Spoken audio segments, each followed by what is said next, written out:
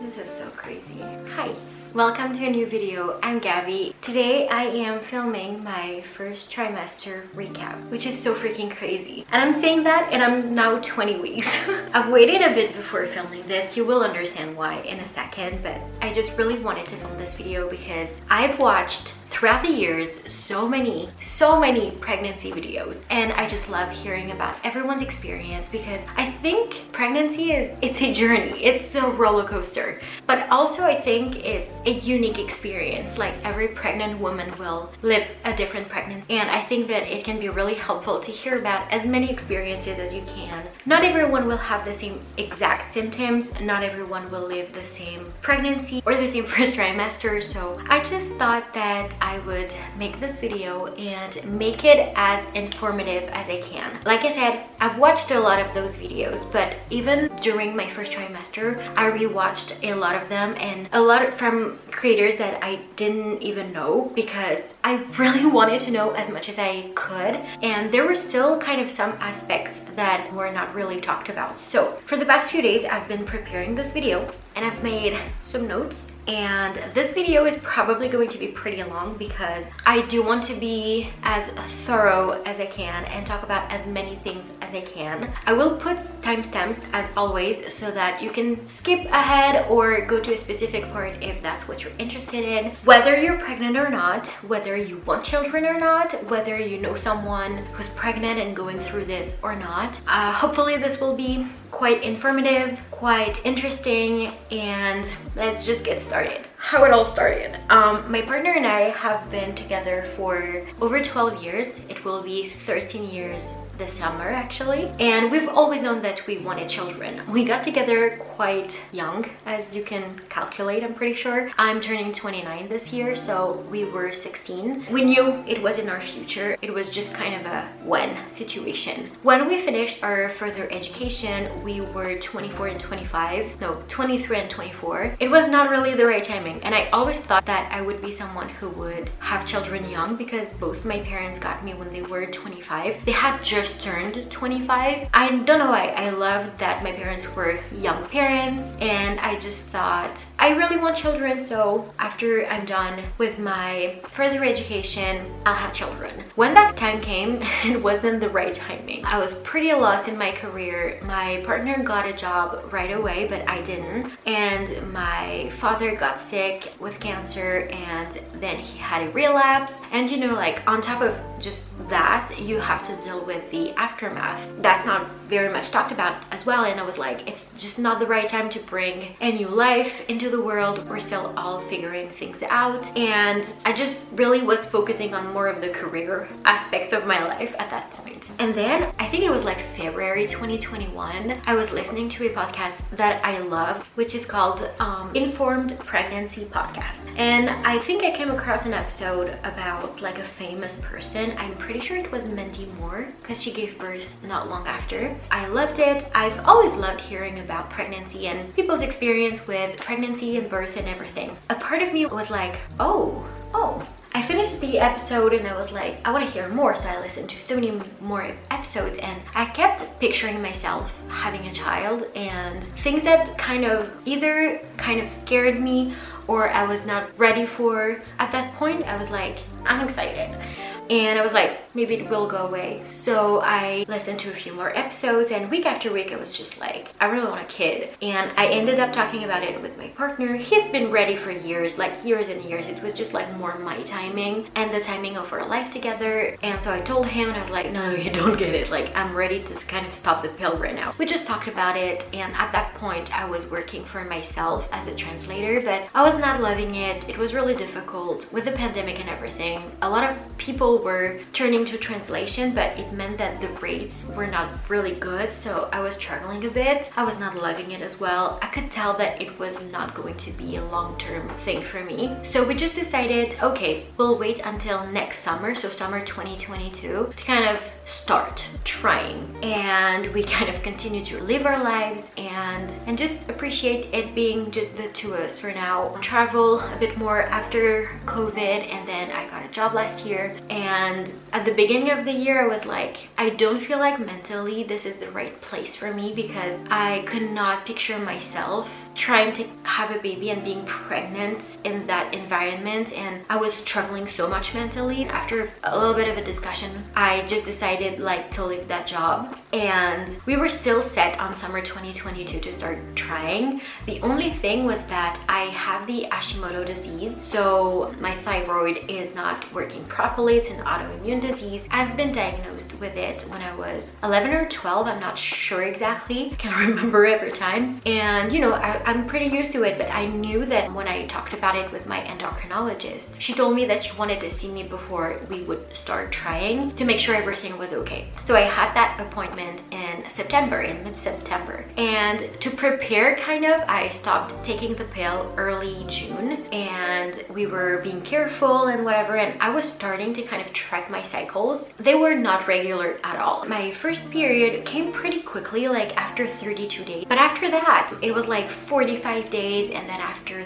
33 days. And yeah, I didn't really know where we stood with that. I could tell when I was ovulating, but you know, it really wasn't regular. And we had the appointment with my doctor, and she was like, it's all good for me. Your results have been really good for a long time. You've been very stable for a long time. I don't see any reason why you should wait. So we were like, okay, so next cycle, when we'll know when I will get my period, we will start trying. So we started trying in October, and that month was pretty crazy because I got sick, and then we both got COVID, which meant that I had a harder time kind of figuring out my symptoms, and I was way too on top of my symptoms. I got obsessed with tracking how I was feeling, if I felt a certain pain somewhere, and researching like the differences between the symptoms that you get before getting your period, or if it was like implantation, whatever, the number of days, whatever. It just really got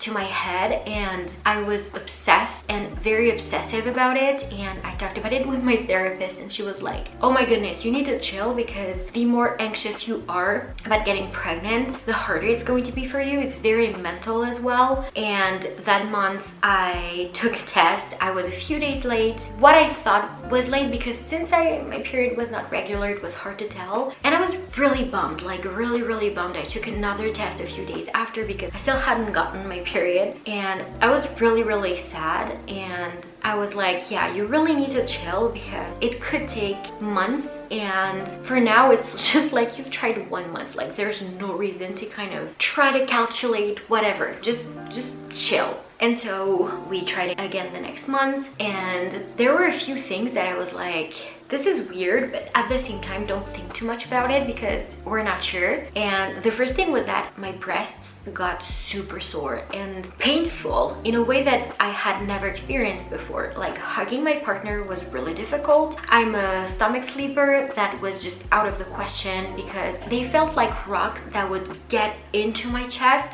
whenever they would be touched. Wearing bras was a struggle. Wearing anything tight was really difficult. I was just like, okay, just don't think about it too much, we'll see. Next thing was that I started to get cramps that were different from what I would usually experience, and I'm someone who experiences pretty painful period cramps, and especially after stopping the pill, I really understood why I got on the pill to start with. Pretty young, because I think I was 17. I was like, this is strange compared to usual. That time it felt really different. The pain was not low down as it would usually be. It was more around, I would say, my belly button, and the feeling was different. It felt like stretching, but not the same kind of pain.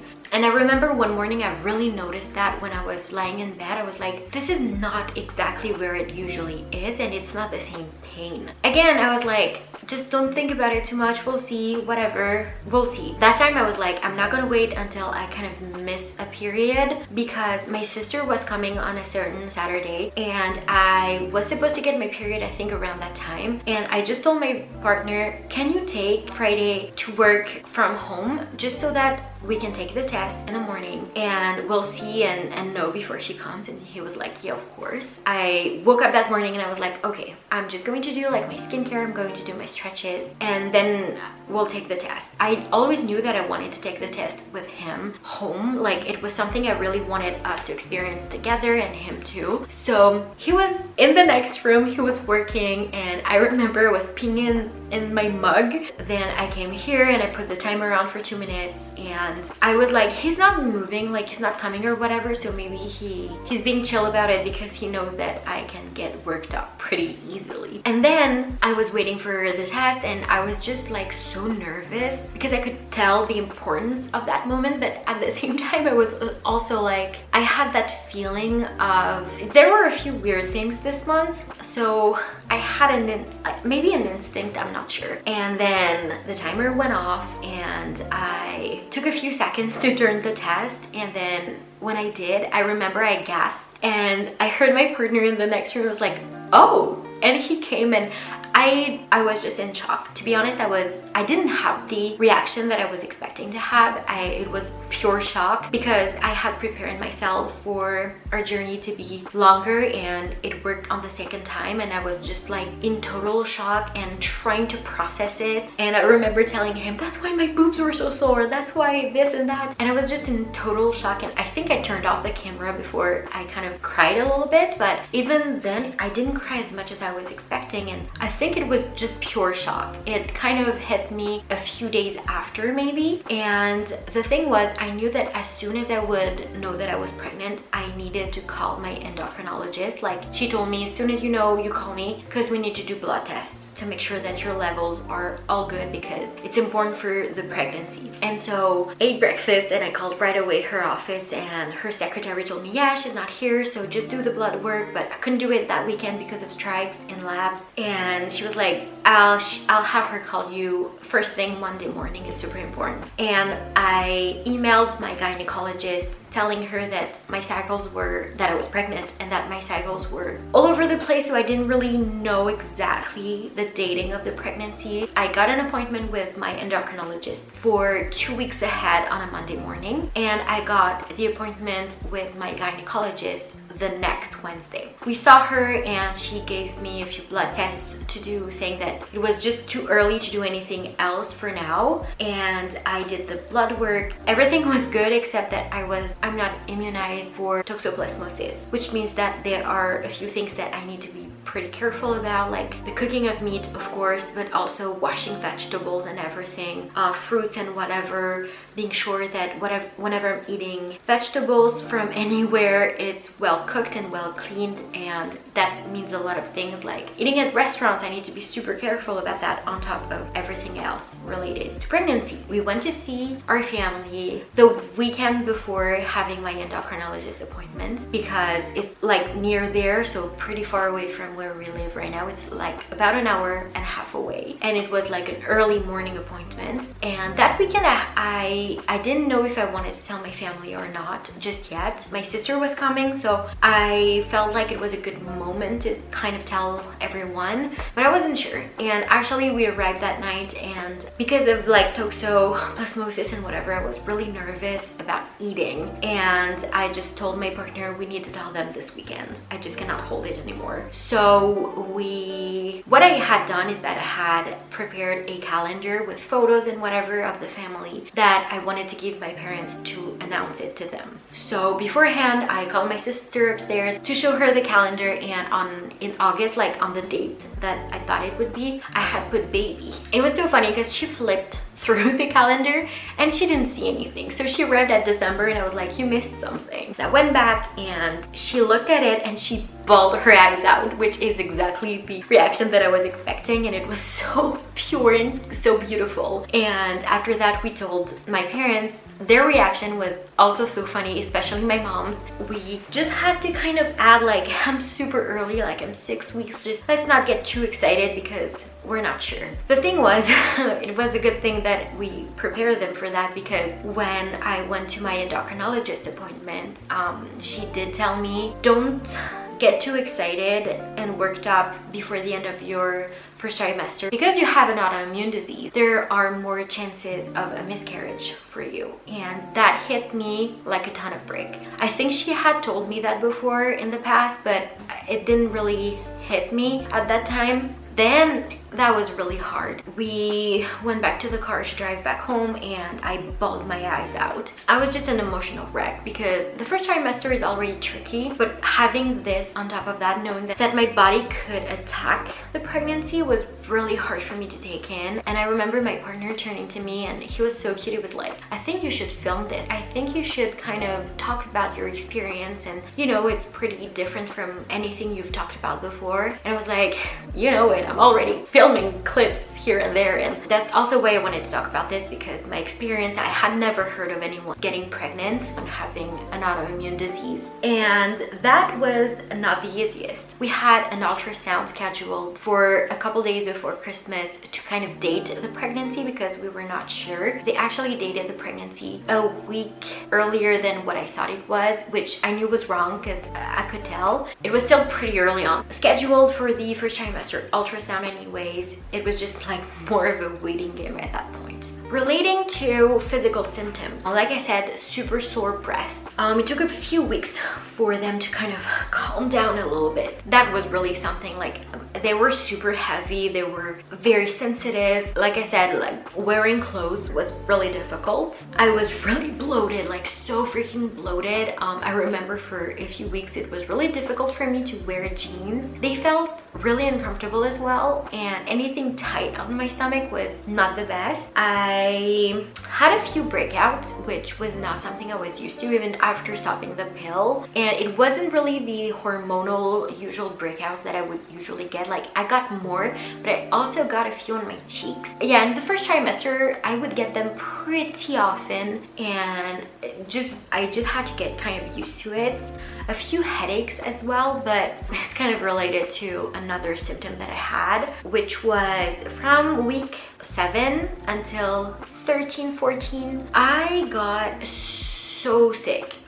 It started with nausea. I was really nauseous. I really had, like, it started where pretty soft, and after that it became pretty difficult. I was like, water feels disgusting. I was disgusted by food that I usually enjoy, like vegetables and soup. Meat was really difficult, especially red meat. It was just horrible. And first it was like just food aversions, and then on top of that, anything that felt disgusting, smelled so bad to me, I could not stomach at all. And I could tell that my body was rejecting some foods that I was like, why? Like that, it was just so freaking weird. Like, water felt disgusting.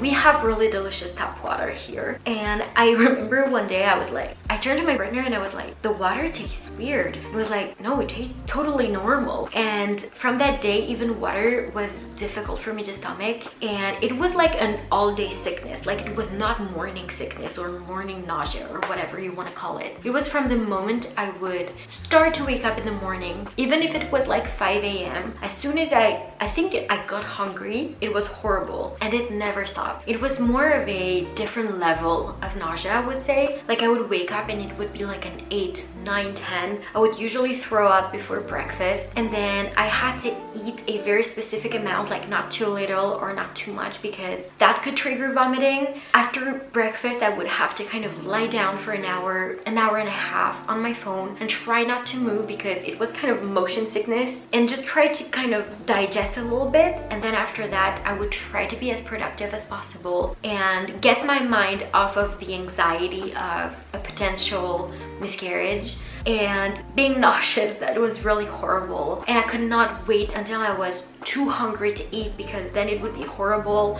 I had to be very careful about what I would eat, because like I said, some things I just could not stomach. I realized at that point that most food that I was attracted to, if you could say that, were cold food, like salads or sandwiches. But salads, my body would not agree with. Salads like lettuce and tomatoes, I could I could not eat. I could only eat like ham and stuff like that was cold. But the idea of cooking something warm, which is so not French of me, was really disgusting. Like, we usually eat a warm meal in France for lunch, like home cooked as well. I could not do that. And I joked with my sister, like, I'm turning American or British because this is crazy. But it was just all I could stomach at that point, which was really hard. And mentally that was really difficult. My partner and I had no idea what to cook most of the time because everything was disgusting. Oh, you guys, my god, even the smell and the idea of pasta, like the smell of pasta cooking or eating pasta was disgusting. Rice I was okay with, potatoes I was okay with, the rest was really difficult. Any vegetable except cooked carrots I could not even think about. Meat was really disgusting. I could do fish sometimes, but sometimes I would throw it up. So it was just a game of trying to eat whatever I knew would stay in my stomach. So it was a lot of toast, a lot of industrial cakes like cookies and stuff like that, but not too much chocolate. Like, it had to be transformed, very specific. I was more attracted to sweet food, which I still am.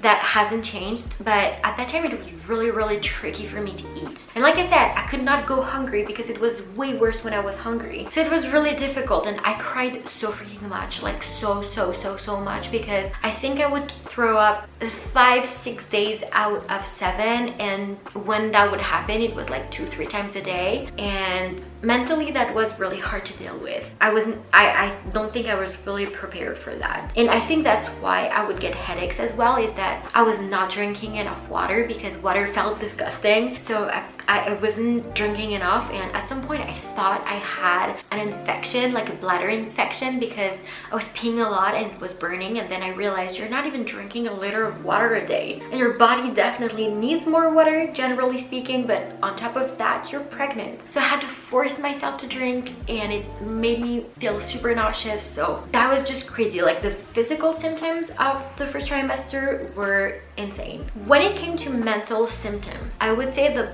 biggest one for me was the anxiety. The anxiety of being so freaking nervous that I would miscarry, like I said, like that something would happen. I tried my best to keep myself busy at all times so that I would not think about being pregnant. I really kind of sort of tried to make the time pass as quickly as possible by being as busy, productive, always doing 2 things at a time, just so that I would not think about it. And one thing was that I tried not to project myself onto future weeks and months, and just kind of stay in the present, which is very unlike me because I'm a planner. But I could not do that. I could not be like, oh, by that week you should be that many weeks pregnant, because it would just kind of spiral in my head. And I had a lot of uterus pain as well in the first trimester. I forgot to mention that, but related to the anxiety, every time the pain would be quite bad, which is pretty normal, and as long as it's not like super long, you should be fine. I was worried that I was going to start bleeding or that I was miscarrying, and I cried so much about that. Like, it was really hard to kind of stay positive and to stay okay. I didn't tell anyone apart from my parents and my sister, because I was like, I don't want to have to tell people and tell them to not be excited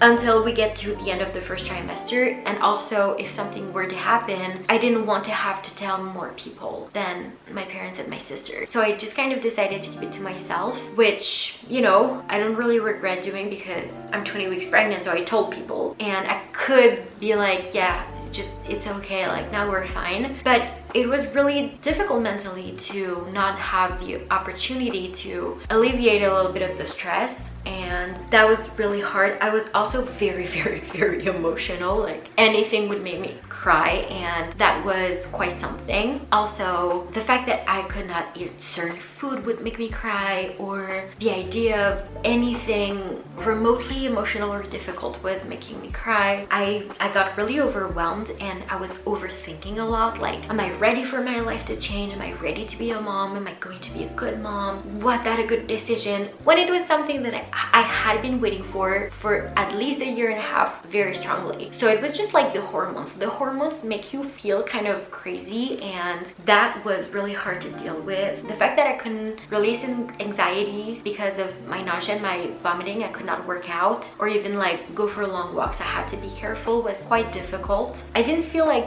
I would enjoy being pregnant. I was like, maybe I'll be one of those people who don't enjoy being pregnant, and I was kind of trying to come to terms with that. It actually went away after I stopped being sick. I think it was really taking a toll on my mental health, but that was not the easiest. And after that, like, we got our first ultrasound at 12 weeks and everything was okay, and it felt like 20 pounds had been taken off my shoulders. I felt so good, and we have a very active baby, so the ultrasound ended up being like an hour long because they have to take certain measurements, and baby was moving so much that it was impossible. So it was just so nice, and it took me a few days after to kind of calm down and be like, everything's fine, like you can get a bit more excited. We told our families, like my partner's families, I told my best friends, and that's when it kind of started to feel a bit better, and I started to kind of be like, okay, we're fine. It took me a few weeks, I'm not gonna lie, to really process it and plan ahead and, you know,